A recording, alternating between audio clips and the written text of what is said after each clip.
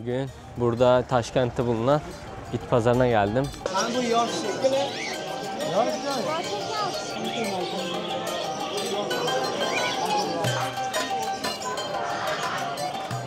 Cins bir kedi bu.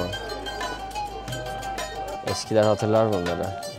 Burada da var Türk pilesi. Yani eski Sovyet ülkelerinde genelde böyle pinler 50 mi? Yok ya pazarda. Poşetlerde de var Türkiye, İstanbul. Beni Kemal'e benzetiyormuş. Kim o Kemal ya? Tanımıyorum ben. PlayStation'ın biri. İlk PlayStation. Ayı bile var ya. Saatler, eski radyolar. Çok güzel şeyler var. Bakın böyle eski paltoların olduğu şeyler var. Vintage ürünler var. Ne bileyim. Özbekistan halılarıymış. Şöyle. Özbekistan'da metro durakları.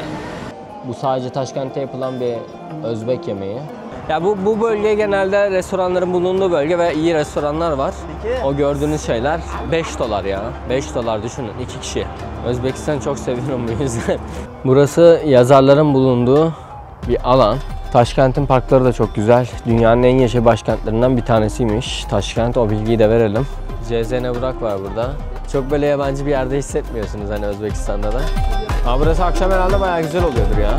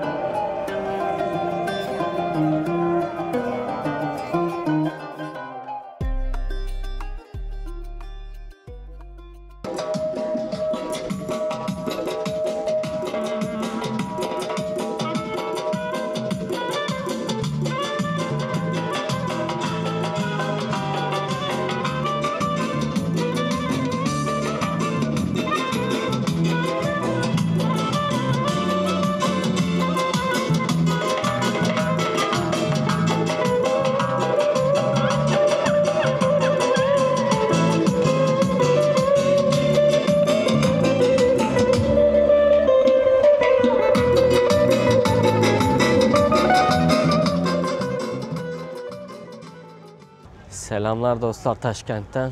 Bugün burada Taşkent'te bulunan bit pazarına geldim. Burada genelde Sovyet döneminden kalma ikinci el eşyaları satıyorlar. Ben de oraya gitmek üzereyim. Yol üzerinde de böyle farklı bir pazar var.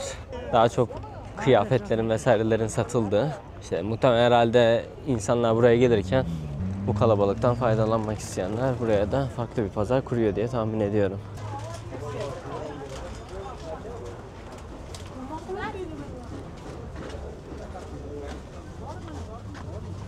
Evet, bit pazarı burada başlıyor. Böyle eski ikinci el kıyafetlerin, eşyaların, elektroniklerin bolca satıldığı bir yer burası. Kitaplar falan var böyle. Bakalım böyle ilginç çekici bir şeyler göreyim de onları göstereceğim size. Ben de merak ediyorum. Burası bayağı ünlü bir pazar yani. Taşkent'e gelirseniz belki uğramak isterseniz Yangiabat metro durağının yan kısmında kalıyor burası. Metro durağına gelirseniz eğer. Vallahi köpek geldi kocaman. Korkuttu ya. Birden böyle atak yaptı be. Adam zor tutuyor köpeği. Kalabalık ya burası. Bayağı insan var pazarda. Ya burada sadece ikinci el ürünleri değil, yeni şeyler de bulabiliyorsunuz. Yeni şeyler de satılıyor. Her şeyi bulabilirsiniz yani, büyük bir pazar. Deterjan ürünlerinden tutun, çoraptır, şorttur, yemektir. Her şey var yani aklınıza gelebilecek. Böyle eski telefonlar var. Kaç son? 250 bin. 250 bin. Şöyle eski Nokia'lar var mesela, 250 bin son.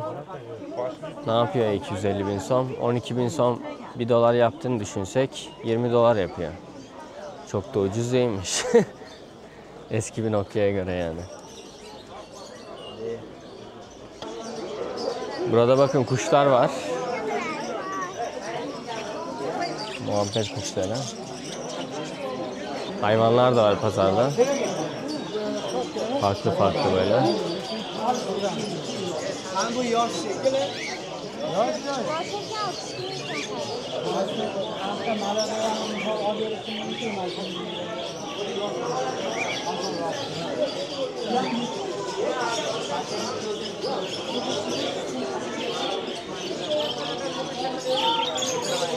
Şunun fiyatını sorayım mı mesela abi? Ne kadarmış? Kança son? 200 bin tane. 200 bin. Bir tane. İşte, İki tane. Ha, çifti. Çifti. Para dedi çifti mi oluyor? bir yarım yaşa. Bir yarım. 200 bin. 200 binde rahmat. Ben fiyatları yazarım arkadaşlar. Şimdi hesaplaması zor oluyor çünkü kaplumbağa falan var bakın böyle. Kedi var.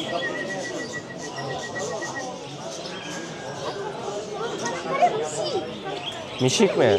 Mişik diyor bunlar. Papağanlar var.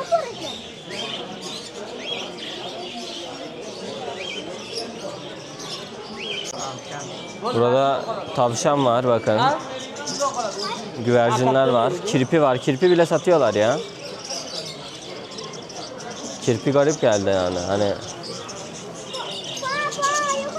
kirpiler burada bakın. Kaplumbağa var. Bıldırcın bunlar herhalde. Selamünaleyküm. Kança som abi? 12 bin. 12 bin. Bir tane. Bunun bir tanesi 12 bin. $1 yani.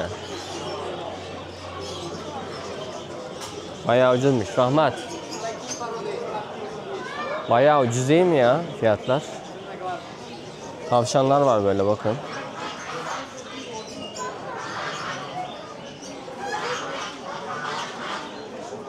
Kança son? 150 mi? 150 mi? Bunlar 150 binmiş. Susarka diyor da bizde keklik mi oluyor bu ya? 150 bin ne yapıyor? 10 dolar civarı bir şey yapıyor. 10-11 dolar yapıyor yani.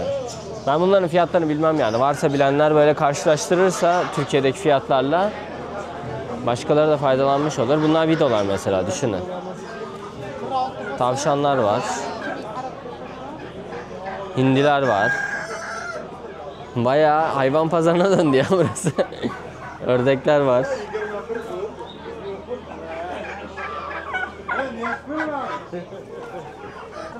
Kediler var bakın. Cins kediler. Muşuk diyorlarmış. Her şey var pazarda açıkçası. Bakın böyle köpekler var. Şu köpek mesela 1 milyon sonmuş. 80 dolar falan tekabül ediyor. Bilmiyorum pahalı mı değil mi de. Yani sevmiyorum böyle çok satılma olaylarını. Şu değişik kediymiş ya bayağı. Baksanıza kediye. Cins bir kedi bu. Kaça son? 1 milyon. 1 milyon. Bayağı değişik bir kedi. Tüysüz bu. Cins herhalde bu. Uzaylıya benziyor. Uzaylı cins. Böyle eski kapkacağın olduğu yerler de var. Her şey var arkadaşlar yani pazarda hani. Aklınıza gelebilecek. Şu ayakkabılar var mesela 60 bin. 60 binde $5 falan yapıyor işte. Yeni ayakkabılar.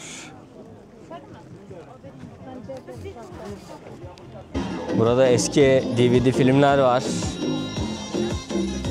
Tom Hanks'in filmi. Ne bileyim koleksiyoncular olur, başka şeyler olur, sevenler olur. Var yani her türlü şey. Eski ütüler var bakın böyle. Eskiler hatırlar bunları. Ben biraz hatırlıyorum bizim çocukluğumuzda buna benzer ütüler vardı ama. Bakın burada mantıları genelde böyle kat kat sistemde yapıyorlar.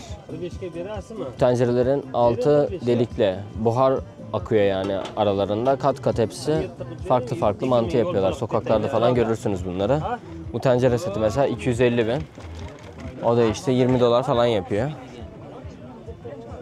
Yani bilmiyorum böyle bir şey için pahalı değil gibi sanki. Burada paracı var. Bakın Türk lirası var burada 1 lira. Burada da var Türk lirası. Bunlar son var. Bunlar sizin eski paralar mı? Şu an kullanılmıyor herhalde bunlar. Cumhuriyet olduktan sonra kullanıldı ama bu SSR markası. Ha, bu Sovyet zamanındaki kullanılan Özbekistan somu yani.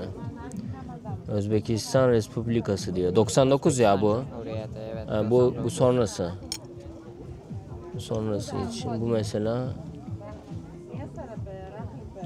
bilmiyorum. Para koleksiyoncuları falan oluyor. Türk lirasının olması garip geldi ya. Birileri bırakmış buraya Türk lirası bakın. Kullanılıyor mu bu hala? Evet kullanılıyor. Kullanılıyor ama şu anda yani ne kadar çok bir değeri yok yani 1 liranın. Çok bir şey alamaz. Ne kadar? Yani bir Yani şu an onun değeri çok düşük ya. 3 sent falan civarı.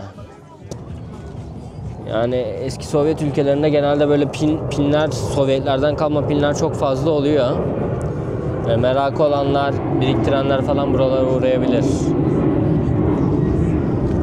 Ben de seviyorum genelde pinleri ama bunların takılma tarzı biraz farklı olduğu için çok sevmiyorum bu tarz. Şunu bir soralım. Kaç somu abi? 20 mi? Şu mesela Lenin mi Stalin mi artık neyse. Bir tanesi şey işte 20.000 $2'dan düşük yani fiyatı. Böyle bir şey için bence pahalı değil. Pazarda abim gibi arabacılar da oluyor. Genelde satın aldığınız şeyleri taşıyorlar. Yani çok şey alırım taşıyamam derseniz o hizmet de var yani. Endişelenmeyin. Böyle saatler var mesela. Bu kaç son? 50 mi? 50 mi? Bu aynı mı? Kaçı. 50 bin diyor. $4 yani. Şöyle Casio bir saat. Bakın. Casio'lar sağlam oluyor. Tabi orijinal mi değil mi bilmiyorum. Böyle bir saat için verilebilir yani. Çeşit saatler var. Bakın farklı. Eski saatler. Bunlar mesela işte Sovyet zamanından kalma olanlar 200 bin. Yani bayağı eski. İşliyor mu bunlar? İşler çalışıyor ha. Göstereyim. KGB var 250 KGB. Ha, KGB. KGB. Ha, bakın bu KGB mesela 250 bin. Bayağı ağır yani bu arada hani ele geldiğinde. 150. Çalışıyor mesela bakın. Köstekli saatler var. Ha 150. 150 bin. Nasıl açıyor bunu? Son. 150. Nasıl açılıyor bu? Ha, köstekli bizim köstekli saatler. 150 mi? Rahmat abi. 150 bin. $10'dan bir tık pahalı işte. $11-12 yapıyor. Bilmiyorum ya böyle şeyler merak olan insanlar için çok para değil gibi. Sonuçta bunlar biraz ilgi alanına giriyor hobi gibi. Hobi şeyler her zaman normal şeylerden biraz pahalı olur. Burada yemekler falan da var şimdi sokak yemekleri işte veya denenecek şeyler bakalım. Güzel bir şeyler çıkarsa deneriz biz de. Böyle yığınla eşyanın olduğu kısımlar da var. Bu kısım biraz daha dağınık tarzda. Yani yok ya pazarda. Her şeyi bulabilirsiniz. Yok derler ya öyle bir yer yani bakın. Şöyle göstereyim. Bazen hani insanlar şey olabiliyor, rahatsız olabiliyor kameradan da o yüzden onları göstermemeye çalışıyorum. Bazıları çünkü videolarda yorum yapıyor bana. Niye diyalog kurmuyorsun, niye konuşmuyorsun falan diye de. Her zaman şey olmuyor. havandan çıkarttım. Ha. Bakın burada farklı şeyler var, paralar var. Kağıt paralar da var, pullar da var. Pinler de var. Ha? 10 binmiş onlar. 10 bin son mu? Ha, bu pinler mesela bakın 10 bin son. Hammasi mi yoki de Har xil 20'ligi bor, 30'ligi bor, o'ziga qarab. Kattalar qimmat. kendine göre fiyat da değişiyor. Fiyatlar değişiyor. 10 bin, 20 bin, 30 bin. 10 binden başlıyor.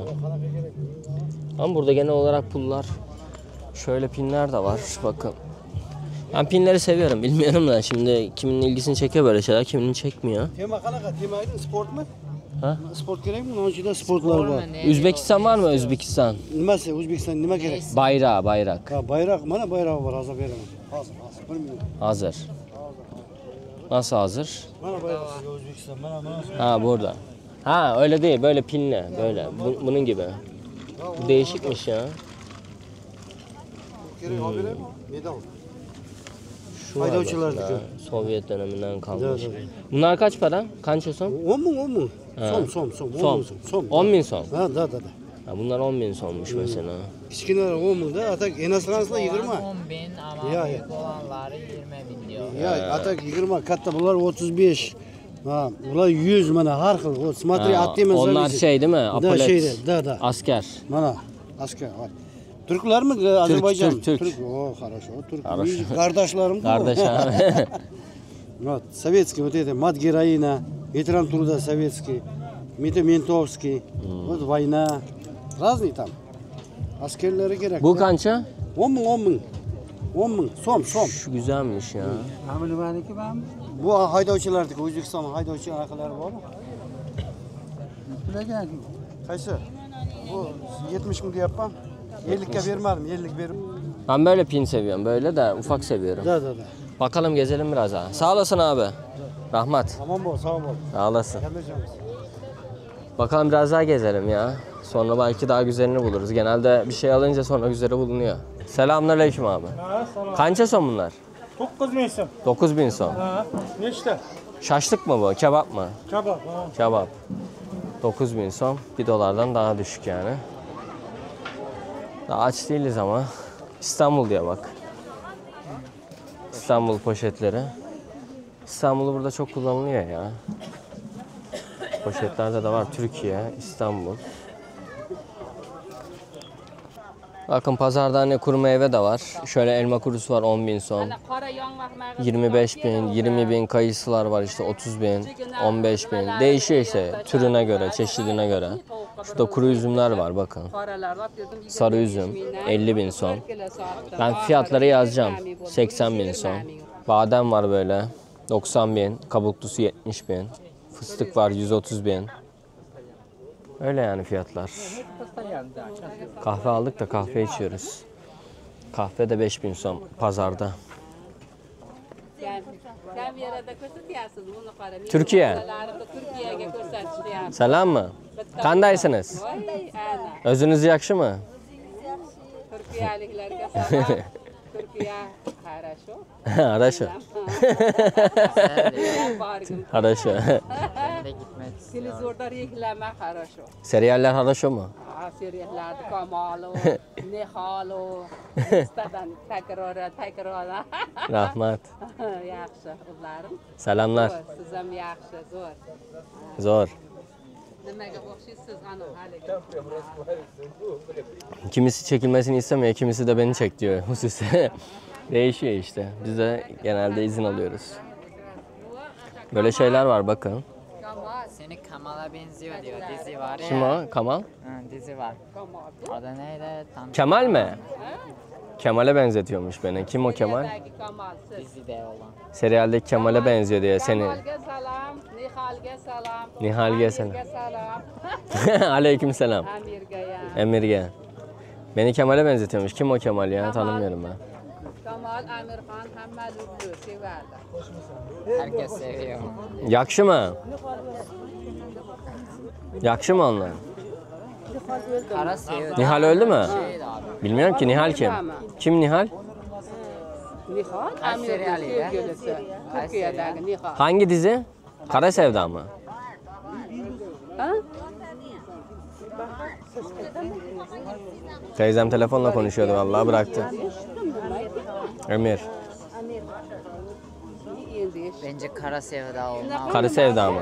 Kara Sevda'yı burada çok söylüyorlar evet bilmiyorum. Telefonda soruyor teyzem. Ölmüş mü? Yok deyapti. Yaşıyor mu? İyi. Güzel yaşıyorsa iyi. Ölmesin. Ölmesin. İzleyin sizden. Sağ olasın teyzem. Rahmat. Seviyorlar insanlar ya Türk dizileri meşhur. Bakın. PlayStation'ın biri. İlk PlayStation. Çocukken almıştık ilk PlayStation'ım benim de. 80 TL'ye almıştık. Çok iyi hatırlıyorum fiyatını. Yani 80 lira şu anda para değil. Yani çocukken işte ilk PlayStation buydu. Sony'nin var şurada. Selamünaleyküm abi. Kaça son bu? 100 bin. 100 bin. Şu an ne kadar? 100 bin, 10 dolardan bir tık düşük. 8 dolar. İşliyor mu bu? Bilmiyorum. Bilmiyorsun. İşlemesi zor tabii yani. Kaç sene olmuş? Belki 20 sene oldu yani şu. Belki 20'den bile fazla. Ben çocuktum ya. Ben çocuktum yani hani zor işlemesi. Burada oyunlar falan var bakın. DVD'ler var. Burada biraz şey oluyor insan hani bit pazarlarında, antike pazarlarında şey oluyor insan biraz geçmişe ışınlanıyor. O çocukluğunuza bir dönüyorsunuz geçmiş yıllara, o da güzel oluyor. Türkiye, Azerbaycan. Türkiye. Hoş bulduk abi, sağ olasın. İnsanlar gayet iyi. Selamlar. Seni yok, seni çekmiyor. Burada da aynı fiyatlar, hani az önce gösterdim. Farklı bir tezgah. Kaju varmış mesela, kajuyu göstermedik az önce. 150 bin son. Şu sizin farklı bir ceviz değil mi? Brezilya cevizi diyorlar ona. Pekan mı diyorlar? Şu ceviz. Bu Çorsu pazarda göstermiştim bu cevizi. Ona Brezilya cevizi mi ne diyorlar? Ne kadar da? Hatırlamıyorum. Hatırlamıyorum. Soruyor da fiyatını. 100 bin belki. 100 bin. Belki 120 bin. Hatırlamıyorum.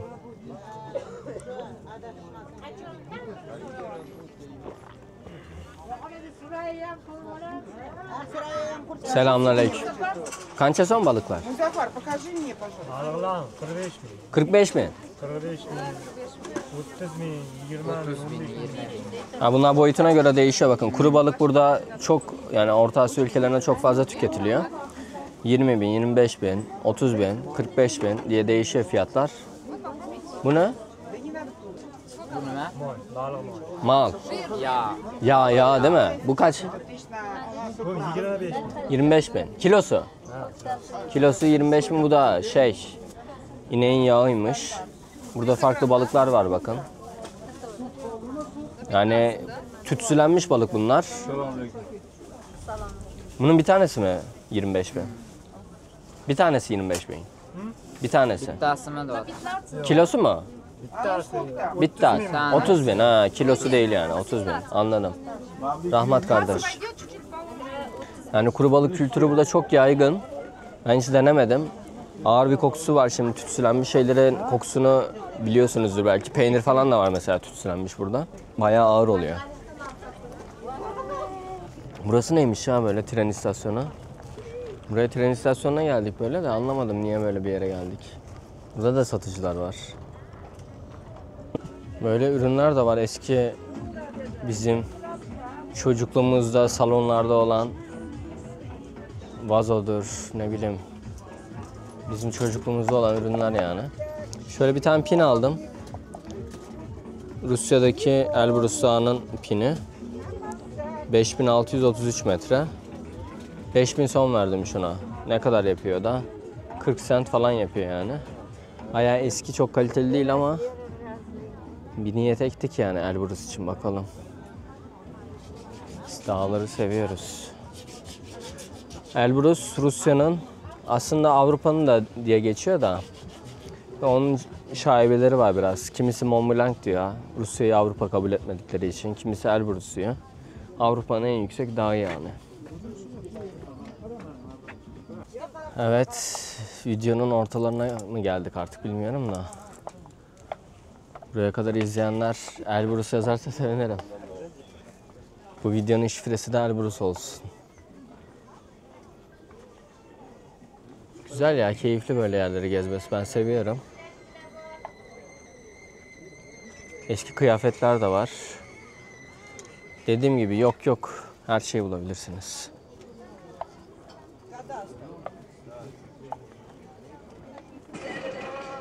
Çalan şarkıya dikkat edin.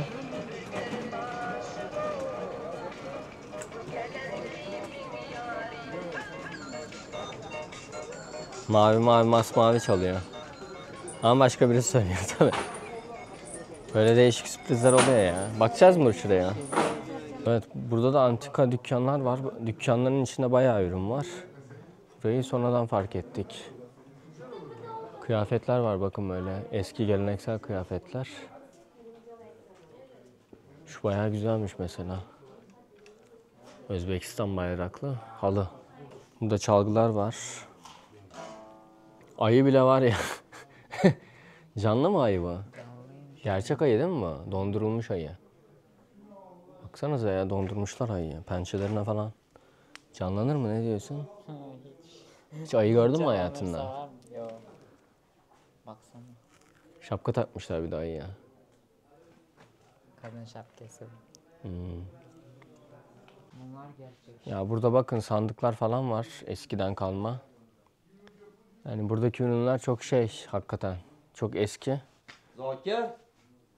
Hani böyle şeylere ilgisi olanların belki dikkatini çeker, bilmiyorum. Film setleri için bile gelip buradan bir şeyler alınabilir. Varsa öyle izleyenler aklında bulunsun. Bakın böyle içeri kısımda şeyler var. Tezgahlar var, dükkanlar. Özbekistan buldum bak bu sefer. Selamünaleyküm. Kaç son bu? 15 miyiz? 15 bin. Oğur aldım. Alim inmez. Daha mı uygun o? Özbekistan'ın. Ülke pullarını seviyorum, pinlerini. Ya burada hakikaten her şeyi bulabiliyorsunuz ya. Çok fazla şey var. Gelirseniz buraya güzel vakit ayırın bence. Gezmesi keyifli çünkü.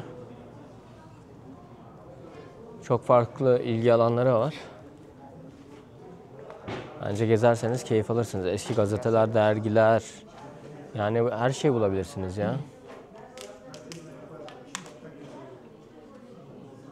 Kıyafetler var. Burada pasaportlar var bak. Bu pasaportlar Pasaport değil. eski şey işte. Şey Evet, pasaportu. o Eski insanların pasaportmuş da ama pasaportu. bunlar değil. Şunlar pasaport. Eski insanların pasaportlarını falan satıyorlar. Diploma var burada. Bakın pasaport diyor. Paralar var, eski paralar. Benim ilgi alanım pinler. Böyle eski fotoğraflar var.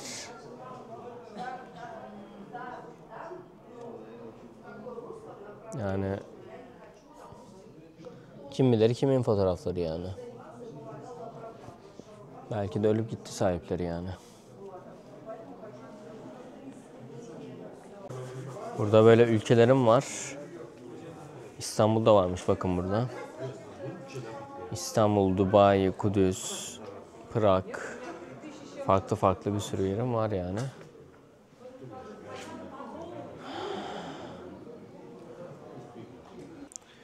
Burada da böyle eski kameralar satılıyor. Zenit. Bakın. Sovyet davrından kalmış. SSR. SSR'den kalmış. Kança son bu? Ne çapı? Bu 300 bin son. 300 bin son. İşlemiyor değil mi bunlar? Çalışıyor. Çalışır mı? Çalışıyor. Çalışırmış bir de.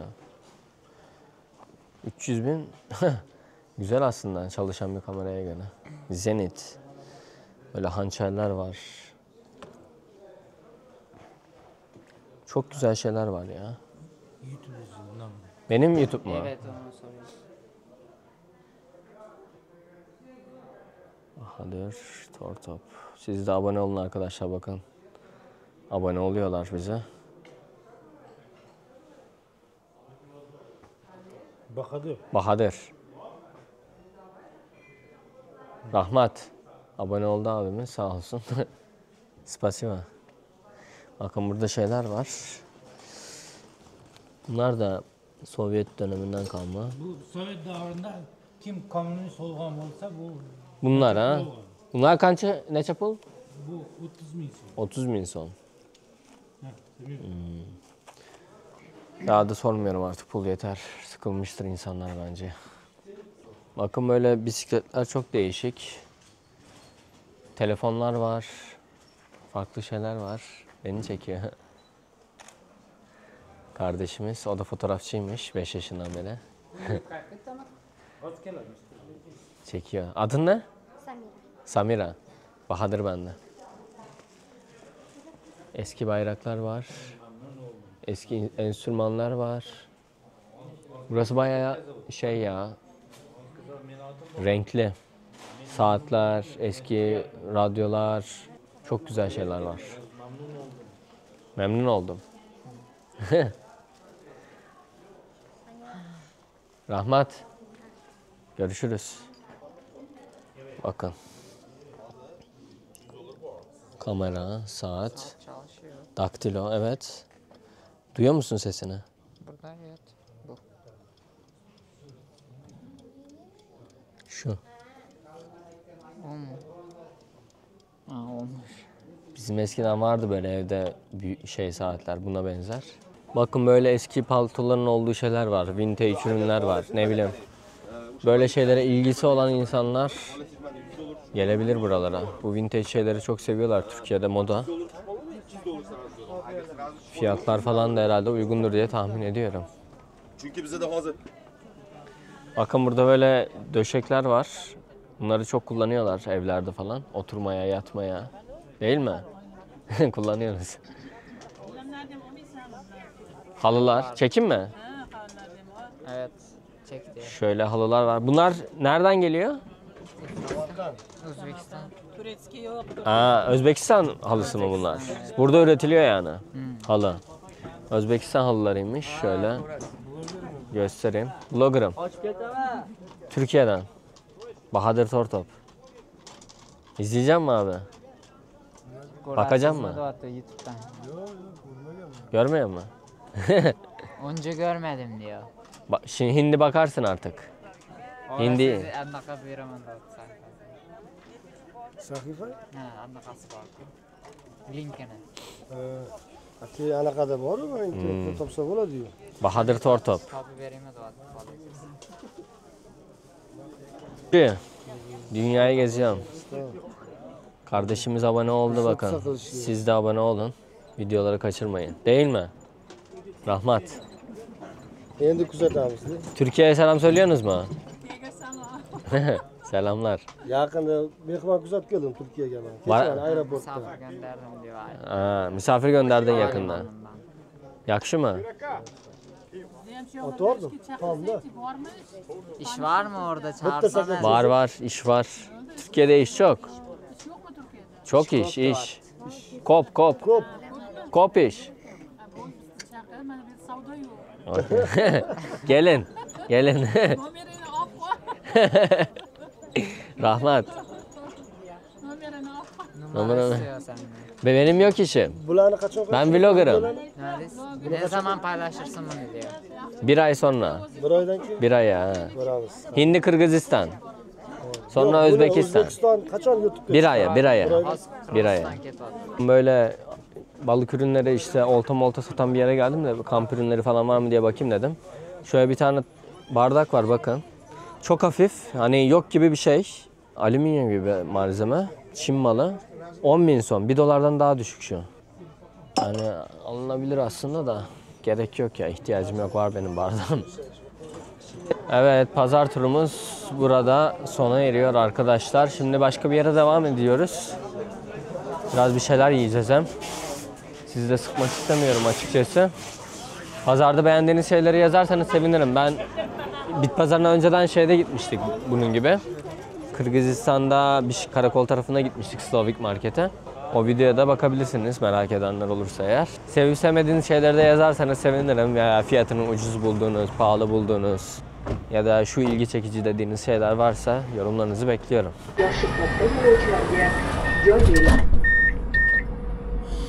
Özbekistan'da metro durakları, güzel metro durakları var. Bunun için hususi insanlar duruyor bazılarında. Şöyle bir tanesini göstereyim bakın size. Burası Alişer Navai metro durağı. Böyle farklı şeyler var.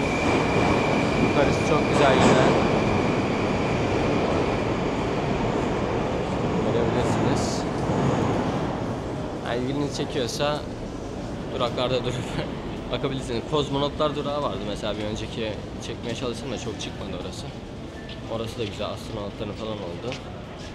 İlginiz varsa bakabilirsiniz onlara.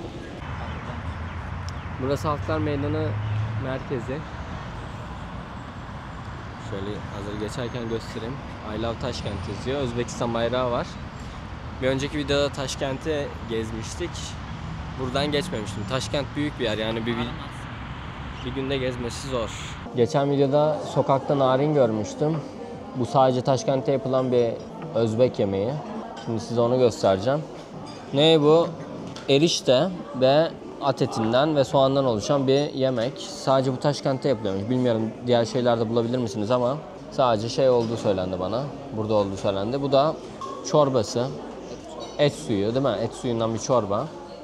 Yanında da işte çay ve ekmek. Özbekistan'ın olmazsa olmazları. Yani şöyle söyleyeyim. Özbekistan'da veya diğer Orta Asya ülkelerinde restoranlar hem çok güzel. Şöyle gösterebilirim restoranı size. Hem de burada fiyatlar gayet ulaşılabilir yani herkesin gelebildiği ücretler. Aşk olsun. Deneyelim bakalım nasılmış. Narin. Şimdi bunun yenilmesi şöyle. Burada çorbasını gösterdim ya size. Çorbası var ve narin var. Biraz buradan alıyormuşuz ve çorbanın içine koyuyormuşuz. Bu surette yeniyor yani. Gayet güzel kokuyor da bakalım tadı nasıl. Ben daha önce yani Orta Asya'da birçok yemeği farklı ülkelerde gördüm ama bu yemeği yani Özbekistan'da ilk defa burada gördüm. Zaten arkadaşım da öyle söyledi bana. Sadece burada var dedi. Bakalım diğer yerlerde görebileceğiz mi? Deneyelim. O zaman çorba gibi içiyoruz sonra bunu öyle mi? Deneyelim bakalım nasılmış. Of. Çok iyi ya. Bir öncekinde Beşkazan'a gitmiştim. Burada çok meşhur Beşkazan. Pilav yemiştim orada. Çok beğenmemiştim açıkçası. Bu yemek gerçekten çok iyi. Yani Taşkent'e gelirseniz illa bunu deneyin bence narini. Et suyunun lezzeti harika gerçekten ya. Harika. Gayet gerçekten güzel bir yemekmiş bu. Yemeği yedik kalktık yürüyoruz şimdi. Dediğim gibi hani Özbekistan'da güzel bir restoranda güzel bir yemeği erişilebilir fiyatlara yiyorsunuz. Biz 2 kişi yemek yedik, çay içtik işte ekmek. Milli yemek yani bir de bu düşünün. Burası da milli yemeklerin olduğu yer. Ya bu bölge genelde restoranların bulunduğu bölge ve iyi restoranlar var. Mesela yediğimiz yemek işte 2 kişilik. O gördüğünüz şeyler $5 ya. $5 düşünün 2 kişi. Özbekistan'ı çok seviyorum bu yüzden. Özellikle Orta Asya ülkelerinde hani gidiyorsunuz restoranda yemek yiyorsunuz. 5 ile $10 arasında böyle yemek yiyip, güzel bir yemek yiyip, güzel bir restoranda kalkabiliyorsun. Burası yazarların bulunduğu bir alan. Adıplar yabanı diyordu. Azerbaycan'da şehitler yabanı vardı. O zaman diyordum bu yabanı ne demek diye. Şimdi tekrar unutmuşum. Bakayım dedim. İki kenara ağaçlı yol demekmiş. Tekrar hatırladık. Hava çok güzel bugün ya Taşkent'te. İnsanlar dışarıya çıkmış cumartesi günü. Güzel yani hava. Size de buraları göstermek istedim.